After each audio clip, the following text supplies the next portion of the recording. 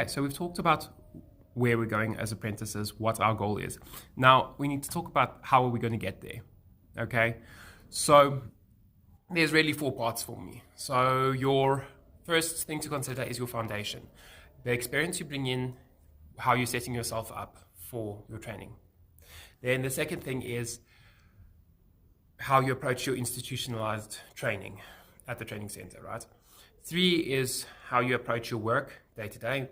And 4 is what boundaries you set up for yourself.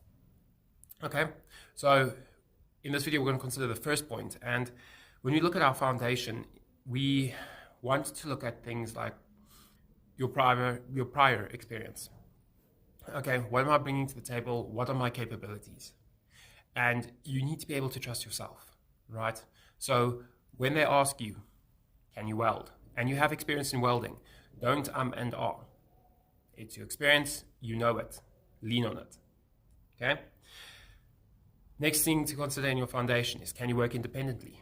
Do you have the ability to get to work and back on your own? If you don't, I would suggest work on that really, really urgently, okay? Do you have tools to work on your own? There is nothing worse than trying to get to a job, trying to work independently, prove yourself, to learn, to grow, and you're bottlenecked the entire time because you don't have the hardware capabilities, right? How do you approach learning?